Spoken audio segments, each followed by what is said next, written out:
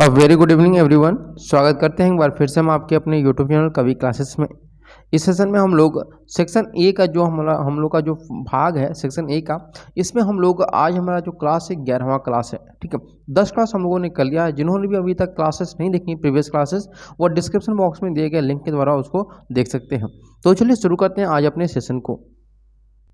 Question number 1 दिया हुआ है कि right assignment given to students, यानी कि छात्रों को दिए गए लिखित कार्य को क्या करना चाहिए। कार्य समाप्ति के तुरंत बाद जांचना चाहिए, एक दिन बीतने पर जांचना चाहिए, सप्ताह के अंत में जांचना चाहिए, या फिर जब समय मिले तभी जांचना चाहिए। तो जब भी हम किसी भी स्टूडेंट को कोई लिखित कार्य देते हैं, रिटन वर्क देते हैं, कोई भी असाइनमेंट देते हैं, तो हमें तुरंत वह जब कार्य समाप्त हो उसके बाद हमें उसको क्या करना चाहिए, जांचना चाहिए कि इसमें क्या गलत है क्या सही है। उसी समय आप बता सकते हैं स्टूडेंट को कि आप किस एरिया में आपको इम्प्रूवमेंट की जरूरत है।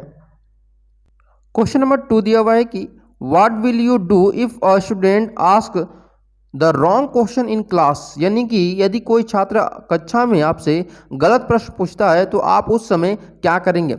उस छात्र पर आप कोई भी ध्यान नहीं देंगे, उसको अन्य से क्या करेंगे, अन्य छात्रों से अधिक गृह कार्य यानी कि होमवर्क देंगे।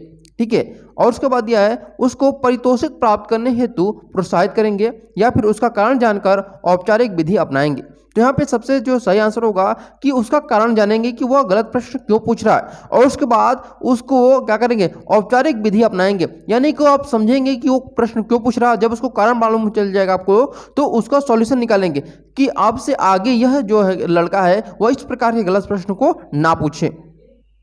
क्वेश्चन नंबर 3 दिया हुआ है कि What would you do if some students in your school are walking down the wrong path, यानी कि यदि आपके विद्यालय में कुछ छात्र जो हैं वह गलत रास्ते पर चल रहे हैं तो आप क्या करेंगे। उनको समय समय पर प्रताड़ना देंगे, उनको भाषण देंगे, उनको उनकी गलती से अवगत कराएंगे, या फिर उनकी गलती का कारण पूछेंगे। यहाँ पे गलत रास्ते का मतलब क्या है कि किसी स्कूल में आने के लिए वह छलदवारी नहीं डाक रहे, यानी कि चार दीवारी जो है उसे नहीं डाक रहे, बल्कि वह क्या कर रहे हैं कि गलत संगति में पड़ गए हैं, है ना। वह पढ़ाई, जहां आपको पढ़ाई करने आए वह स्टूडेंट जो है वह पढ़ाई नहीं कर रहे हैं, बल्कि स्कूल के पीछे जाकर के पान गुटखा शराब पी रहे हैं। तो ऐसे स्टूडेंट को क्या करेंगे कि उनको उनकी गलती से अवगत कराएंगे कि आप जो कर रहे हो वह गलत है, या आपके भविष्य के साथ, अपने भविष्य के साथ आप क्या कर रहे हो, खिलवाड़ कर रहे हो। तो अगर आप उनको रियलाइज कराओगे और उनको समझ में आ जाएगा और उनको मोटिवेट करिए कि आप जो कर रहे हैं वो गलत है, तब वहां पे क्या होगा कि वह उन चीजों को छोड़ देंगे और अपने सीधे रास्ते पर लौट आएंगे,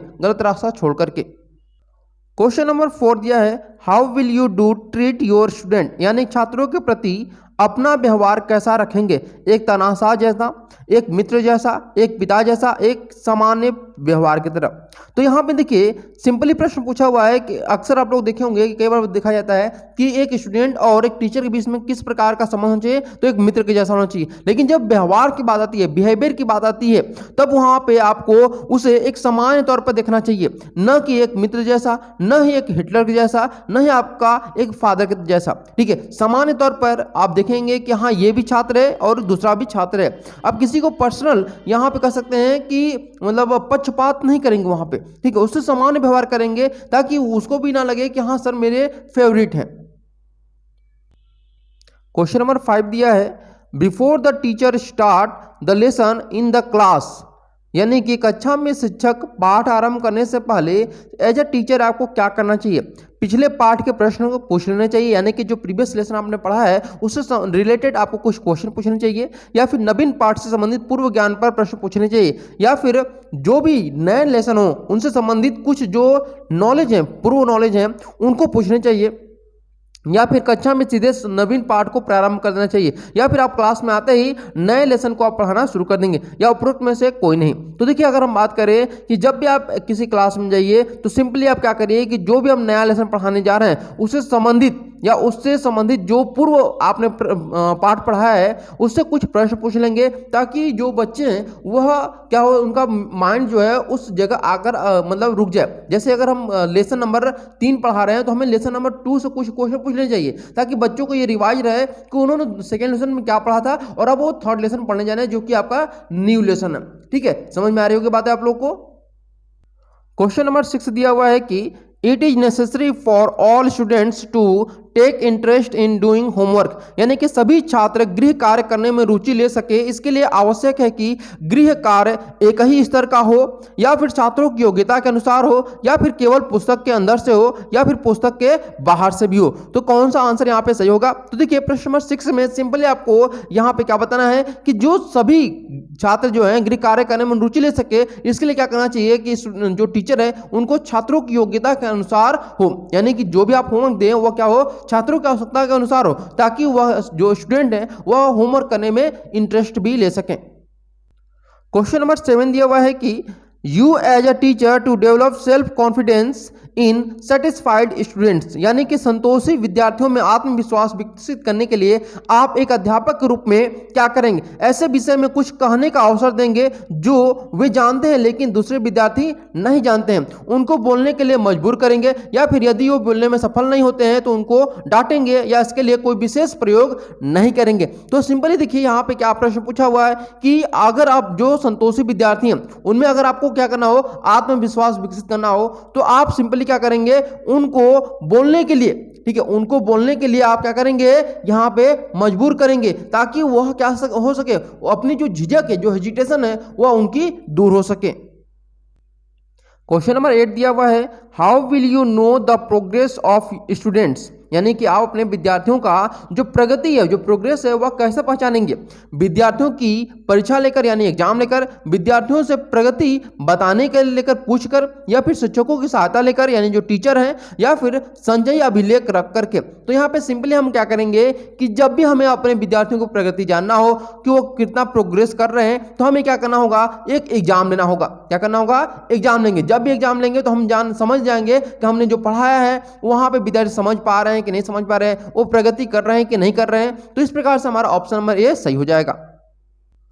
क्वेश्चन नंबर 9 दिया हुआ है कि some children in your class ask question continuously, tell me how would you treat them, यानी आपकी कक्षा में कुछ बालक जो हैं वो निरंतर प्रश्न पूछते हैं, तो बताइए आप उनके साथ कैसा व्यवहार करेंगे? आप उनको शांत रहने को कहेंगे, आप उनके प्रश्नों को शांतिपूर्वक सुनेंगे तथा उनके प्रश्नों को उत्तर देंगे, आप उनके प्रति उदासीन रहेंगे, आप उनको झिड़क देंगे। तो यहाँ पे क्या करेंगे आप? तो सिंपली आप उनके प्रश्नों को शांतिपूर्वक सुनेंगे और उनके प्रश्नों के उत्तर देंगे। ये आपका सर्व कह सकते हैं कि प्राथमिक कार्य होना चाहिए।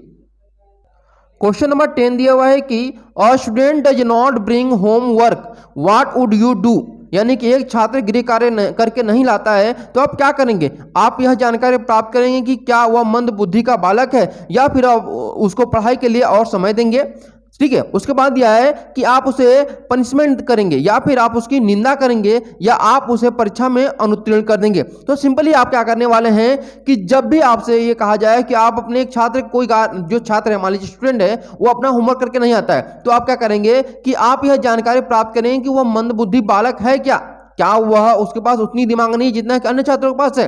और उसको क्या करेंगे, जब वो आपको मालूम चले कि वह मंदबुद्धि बालक है, तो उसको पढ़ाई करने के लिए और समय देंगे। जैसे अगर किसी नॉर्मल बच्चे को आप 3 घंटे समय दे रहे हैं, ठीक है, 3 आवर समय दे रहे हैं, तो वहीं पे जो थोड़ा सा कम बुद्धि का बच्चा है, मंद बुद्धि बच्चा है, उसे आप क्या करेंगे, 3.5 घंटे का समय देंगे वो पढ़ाई करने के लिए उसी टॉपिक पर।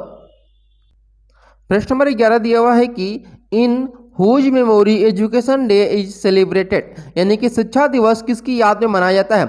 मौलाना अबुल कलाम आजाद, सर्वपल्ली राधाकृष्णन, पंडित जवाहरलाल नेहरू, एपीजे अब्दुल कलाम, किसकी याद में मनाया जाता है? तो देखिए यहाँ पे प्रश्न नंबर 11 सिंपली अगर आपको से प्रश्न पूछ दे कि शिक्षा दिवस कब मनाया जाता है, तो आपका आंसर होना चाहिए मौलाना अबुल कलाम आजाद की याद में शिक्षा दिवस मनाया जाता है। क्वेश्चन नंबर 12 दिया हुआ है कि national teachers day is celebrated on which day, यानी कि राष्ट्रीय अध्यापक दिवस किस दिन मनाया जाता है? 5 सितंबर को, 5 अक्टूबर को, 5 अगस्त को, या फिर 5 नवंबर को। तो देखिए प्रश्न नंबर 12 में सिंपली जब भी आपसे पूछे कि नेशनल टीचर्स डे, तो आपका आंसर एक ही होना चाहिए, 5 सितंबर को मनाया जाता है। क्वेश्चन नंबर 13 दिया हुआ है कि in whose memory national teachers day is celebrated, यानी कि राष्ट्रीय अध्यापक दिवस किसकी याद में मनाया जाता है? देखिए अभी हम लोग पढ़े थे कि नेशनल टीचर्स डे कब मनाया जाता है, तो 5 सितंबर को, और किसकी याद में मनाया जाता है? तो यह डॉक्टर सर्वपल्ली राधाकृष्णन की याद में मनाया जाता है। क्वेश्चन नंबर 14 दिया हुआ है कि when is children day celebrated, यानी बाल दिवस कब मनाया जाता है? 11 नवंबर को, 14 नवंबर को, 5 सितंबर को, या फिर 5 अगस्त को। तो 14 के यहाँ पे सबसे सही आंसर जो होगा कि बाल दिवस जो मनाया जाता है वह 14 नवंबर को मनाया जाता है। देखिए प्रश्न नंबर 15 दिया हुआ है, ये आप लोग आकृति देख रहे होंगे कि यहाँ पे पहला बॉक्स दिया है, सेकंड बॉक्स है, थर्ड बॉक्स है और फोर्थ बॉक्स, यानी फोर्थ वाले बॉक्स में हमें ये बताना है कि इसमें कौन सा ऑप्शन जो होगा ए बी सी डी में कि यहाँ पे हम लोग भर सकते हैं। तो सिंपली अब देखिए जो आकृति दिया हुआ है इसमें क्या दिया हुआ है कि पहली जो यहाँ पे दिया है कि ये देखो ये पहला लाइन है और इसके पहले क्या है, सर्कल है। तो ये सर्कल का जो चेहरा है वह किस साइड है, आपका राइट साइड है, ठीक है, राइट साइड है। अब इस यहाँ पे देखिए तो यहाँ पे आपका जो मिल रहा है ये आपका लेफ्ट साइड है। अब फिर से ये किस में साइड हो गया, आपका राइट साइड में हो गया, ठीक है। तो अब यहाँ पे क्या होना चाहिए, आपका लेफ्ट साइड में होना चाहिए। तो लेफ्ट साइड में कहाँ पे आपको दिख रहा है, तो डी में दिख रहा है। तो बिल्कुल ऑप्शन नंबर डी जो होगा आपका सही हो जाएगा। प्रश्न नंबर यहाँ पे 16 दिया हुआ है कि ये आकृति, ये प्रश्न आकृति दिया हुआ है, इसमें देखिए 3 ऑप्शन दिए गए, ठीक है, 3 दिए गए हैं। अब इन तीनों का जो संबंध होगा एक दूसरे से, वही संबंध हमें इन तीनों में देखना है। तो यहाँ पे कौन सा बॉक्स हम लोग भर सकते हैं कि यहाँ पे आपका आंसर मिलेगा। सिंपली हम लोग पहले आकृति में देखेंगे क्या दिया हुआ है, ठीक है, ये आपका पहला आकृति दिया हुआ है। अब ये पहले आकृति में देखिए दिया हुआ है कि एक बॉक्स दिया हुआ है और यहाँ पे देखिए 2 बिंदु और 2 बिंदु दिया हुआ है। तो 2 बिंदु यहाँ पे भी है और ये आपका क्रॉस का लाइन यहाँ पे भी है, तो क्रॉस का लाइन यहाँ पे है, ठीक है। और ये वाला आपका भाग इस प्रकार से कुछ दिया हुआ है, छोटे ब्रैकेट और बड़े ब्रैकेट के तौर पर, तो ये भी मिल गया। यानी कि यहाँ पे हम लोग देख रहे हैं कि पहली आकृति को, ठीक है, ये पहली आकृति, ये दूसरी आकृति, इन दोनों आकृतियों को अगर हम क्या करेंगे, ओवरलैप कर देंगे, क्या कर देंगे हम लोग, ओवरलैप कर देंगे, तो यहां पे आपका तीसरा आकृति बन जाता है, बन जा रहा है ना तीसरा आकृति। अगर हम इन दोनों को क्या करते हैं, ओवरलैप यानी कि मिला देते हैं, तो हमें तीसरी आकृति मिल जाएगी। तो सेम हम क्या करेंगे कि हम जब पहली आकृति को, यहाँ पे जो पहली आकृति है और सेकेंड आकृति, इन दोनों को क्या कर दीजिए, आप ओवरलैप कर दीजिए। जब ओवरलैप करेंगे हम इन दोनों को ही, तो आपको जो आंसर मिलेगा वह आपका मिलेगा बी ऑप्शन मिलेगा, ठीक है, क्या मिलेगा, आपका बी ऑप्शन मिलेगा। तो इस प्रकार से हमारा ऑप्शन नंबर बी सही होगा।